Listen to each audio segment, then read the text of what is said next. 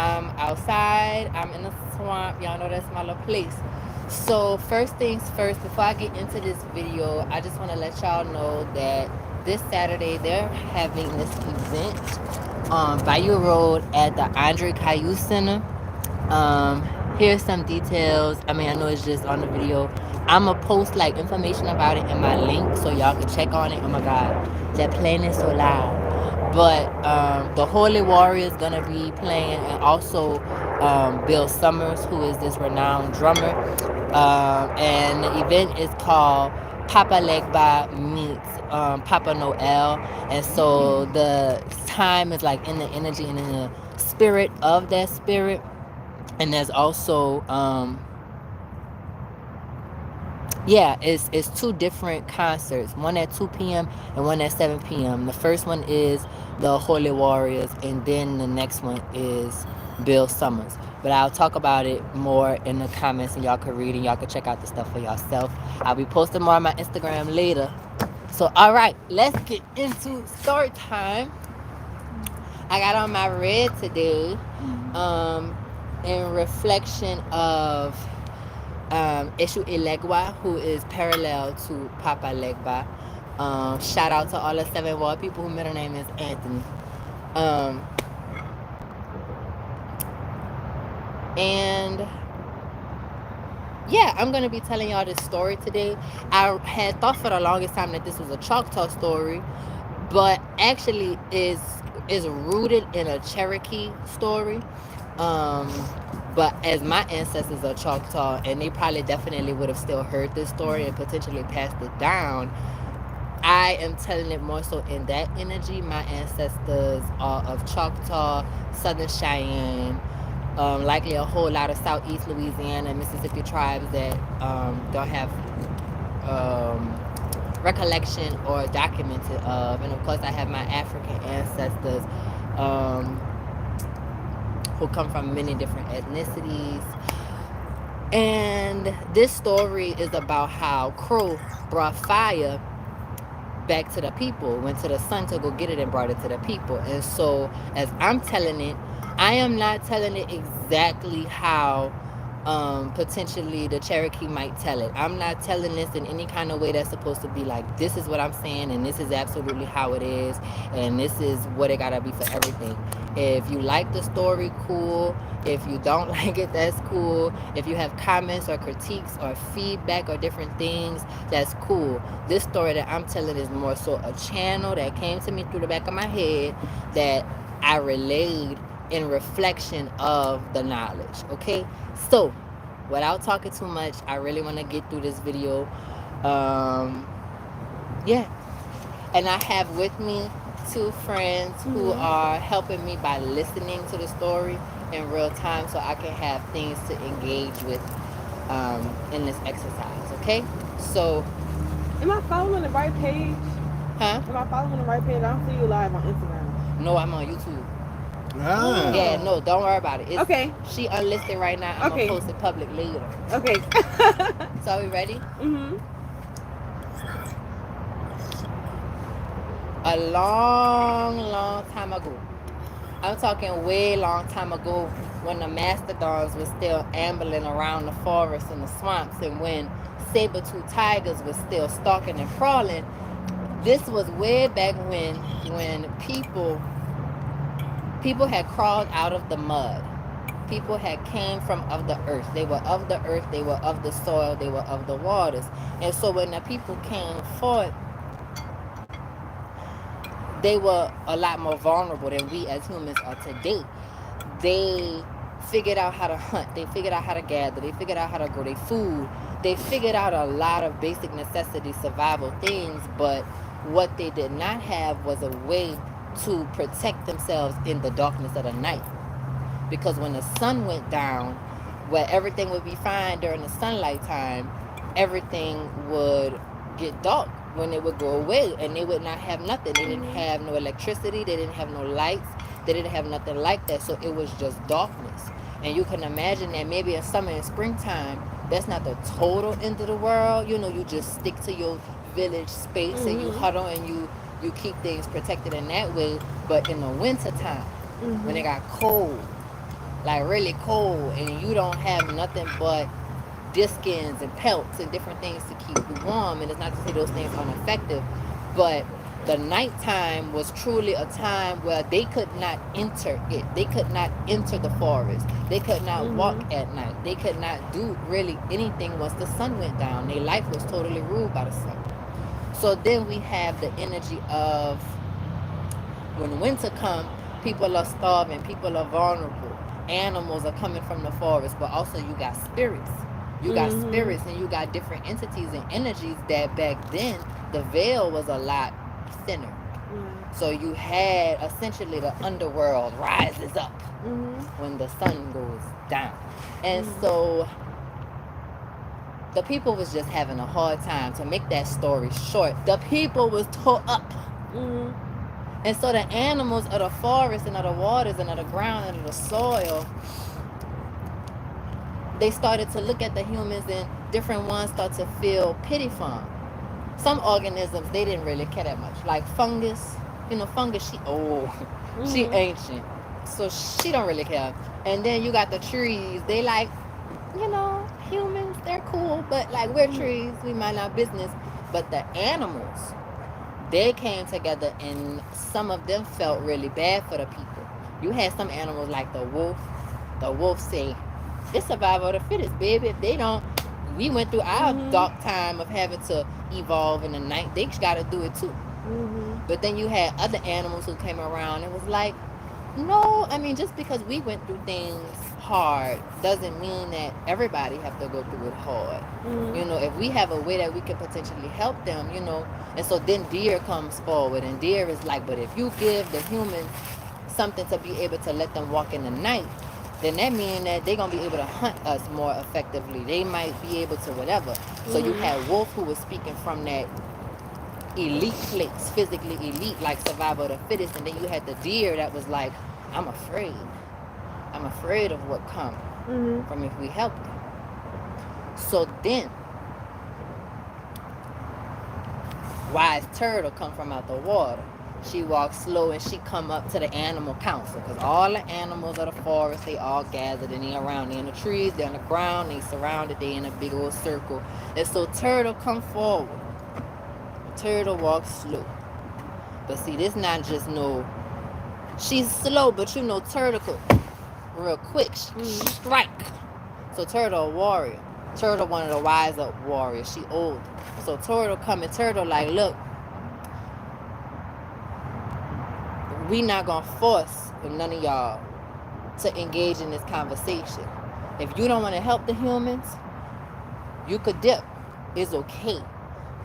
Don't make yourself an obstacle to our mission, and we won't make ourselves obstacles to your self-defense. So turtle say, those who do want to stay and those who do want to help the humans, y'all listen up. So turtle says, the problem that we have, of course, is that the sun, she go below the horizon and she leave the people.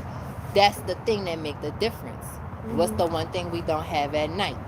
The sun. So therefore, we need to bring sunlight to the people at night. And the animals are like, sunlight to the people at night. Turtle, we know you wise. We know you know stuff, but like, that don't make no sense. And so turtle like, it don't have to make sense. Just rock with it. Who among you is brave enough to go to the sun and get fire to bring back to the people? And the animals are like, ooh, like a journey to the sun. That's way east.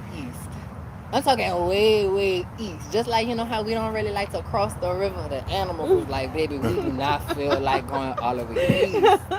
If I go east, I gotta leave my cubs, I gotta leave my chicks, I gotta leave my hatchlings.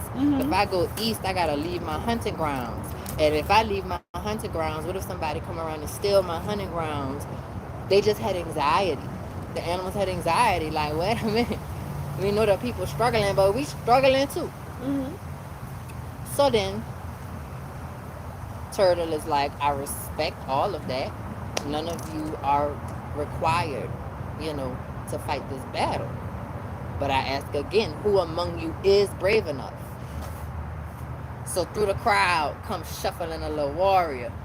She thick in her hips and she sway in her body when she walks. She walk like this. She step. She got stockula legs and stockula arms, and she beautiful. Her name was Possum. At this point, Possum fur was just straight ivory and shimmering and beautiful.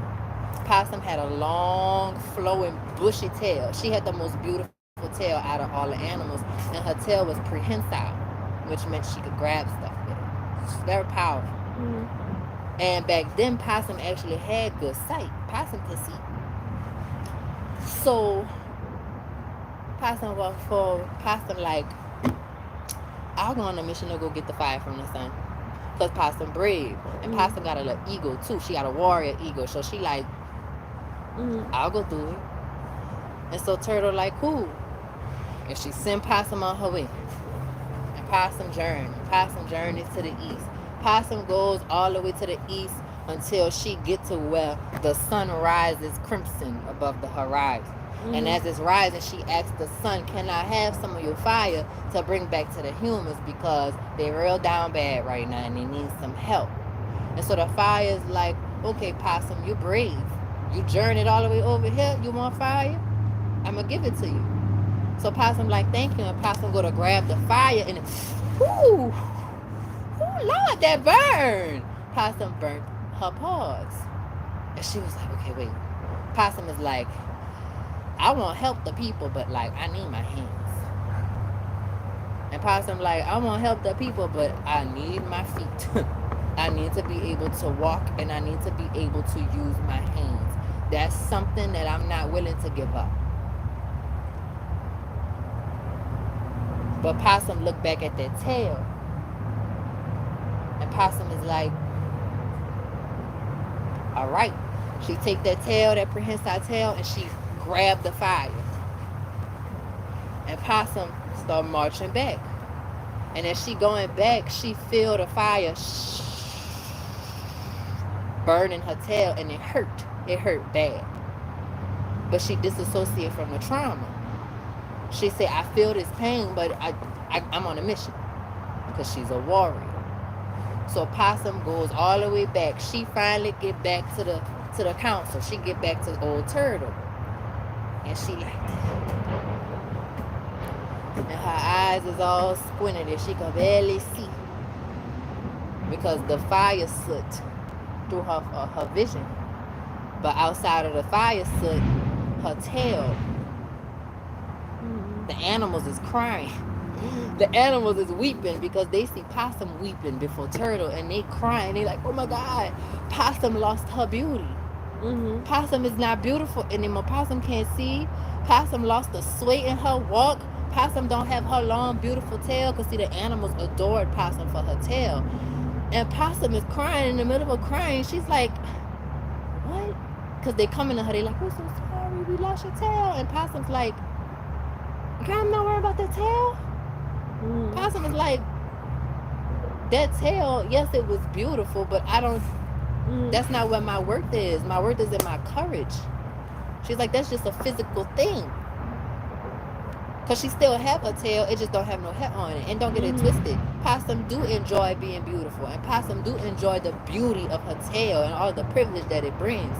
But she knows that if she have to give anything up, she gonna give up the tail first. At least the hair on it, for the sake of still being able to use it. And so she tell him, I'm not crying behind that tail. I'm crying behind I failed the mission. I was not all that. And y'all don't see that the fire not here? It died.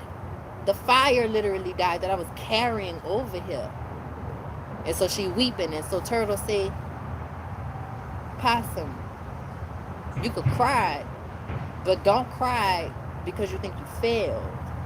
She's like, you didn't fail. You brought back revelation. She's like, your mission, even if it was unsuccessful in the way you thought it was unsuccessful, your mission allowed us to see one very important thing. That whoever is next to go try to get fire from the sun, it ain't going to be somebody who got to walk on the ground. because that's going to take too long. That's what Possum showed, was that a journey by foot simply takes too long. And so therefore, even if you hurt yourself to carry the fire, you still not going to bring it back. And so it defeats purpose. So then after that, the animals are able to register, okay, so who's going to go now? So Turtle is like, I call forth all the animals who can fly. I call on the dragonflies, the butterflies, the bumblebees, the honeybirds, hummingbirds, everybody. And so the animals go, everybody's sight go to the most obvious option, the vulture. Now back then, vulture used to be very beautiful. Vulture used to have feathers, like a plume of feathers. Their face was covered with feathers. They was beautiful. And their feathers was like the colors of the sunset. And they were known among all of the animals to be of the greatest of flyers. And so they like, Vulture, you go do it. And Vulture like, all right, cool. You know, because Vulture cool as a fan. That's all he do all day, is just soar and fly and look around. So Vulture fly all the way to the sun. And when Vulture get to the sun, he asks for the sun. The sun do the same thing with Possum. All right, you journeyed all the way here. Here's the fire. Vulture knows, I can't carry this in my wing. I need my wing to fly. So Vulture put the fire in his neck feathers. And as Vulture is flying back, the fire burns away the feathers on his neck and on his head and around his beak. So that's why you see Vulture bald head today. But still, when Vulture got back, the fire had died. Because that powerful flight going so fast. See, Possum was too slow. Vulture may have been a little too fast. And so the fire, it died. It didn't survive. So the animals are like, oh Lord, what are we gonna do? Possum couldn't do it. Vulture couldn't do it. What now? But see, by now, there's already been one who's left. She was like, you know what? I know what to do, because she was smart. She was already a friend of people. She had already taught people a lot of what they already knew in the light of the day, in the sunlight. Her name was Crow. And back then, Crow used to have beautiful ivory and pearl feathers. And Crow used to be able to sing better than any other animal in the world. They used to sing better than Mockingbird. Crow had taught many songs to the people. And so Crow like, I know what to do. And Crow don't tell nobody what she doing. She don't ask permission. She don't say nothing. Crow just go fly. And Crow fly to the east. And Crow fly to the sun. And when Crow fly to the sun, she asks for the fire. The sun give it to her. Crow put the fire in her throat. And by the protection of her throat, she able to preserve it. And she's able to fly. But what happens is the soot from the fire comes from her throat. And it turns all her feathers black. And the fire from the smoke chars her throat. And she go from la da da da da da da to rah rah. But guess what? She get the fire back. She accomplishes the mission. And even though she loses that one thing, she's still beautiful though. Crow's still beautiful. Crow, her colors is just black now, they not white no more. And yes, she can't sing, but she still got her brain. She still got her sight, which Possum had lost. She still have her beautiful, she not bald head. Crow had to give up the crown. I mean, Vulture had to give up the crown. Crow still got her crown. All Crow gave up was she had to get some pigmentation. And she had to lose that one gift, but she got to keep a lot of her other ones. And the people, they mourned Crow's song. They mourned the songs that she used to sing to them. But also because Crow had gifted them songs, they knew how to sing the songs back to Crow. So when Crow would feel sad, the humans could sing the songs to Crow that she had taught them. And so even though she couldn't sing them anymore, she could still hear them. And when the people would gather around their campfires and they would pass that tobacco around, or they would pass other sacred leaf or other sacred herb, just sacred herb in general, when they would intake it for the sake of knowledge, at the cost of their body, at the cost of their throat, the fire burns. It's an exchange. You don't get nothing for nothing. The people would reflect on Crow's sacrifice, but also they would remember Possum and they would remember Vulture too. And they would respect these animals, which are by all means, to many people, they're not beautiful. People look at Possum, Possum ugly. Possum is beautiful. Possum takes care of the earth. Possum is lowly and Possum is meek and Possum mind Possum business. Vulture is beautiful. Vulture is a cleaner. Vulture is a temple keeper. Vulture is of life and of death. And then we have Crow, who, it ain't even a question. Crow pretty. Crow pretty and Crow always gonna be pretty. And the people reflect, I reflect on my relationship to addiction. I reflect on my relationship to the things that I have to use as coping mechanisms as I'm battling in my ecosystem. And I reflect on the sanctity of herbs, of burning plants. And I reflect on what it takes to pass things down. And that's how Crow brought fire. And I hope y'all enjoyed that story. As I said, I am open to feedback, criticism, talking, comments. Talk about if y'all ever heard about these legends, the roots of them anyway. If you are Cherokee and you know people who are Cherokee who know the origin story, stand on it. I would love to hear about it. If you like my version of how I process it as a little bunch of swamp girl, because that is influencing the story, talk about it, engage with it. I appreciate y'all so much. Big thank you to Clarence and Joshelle for helping me with this video.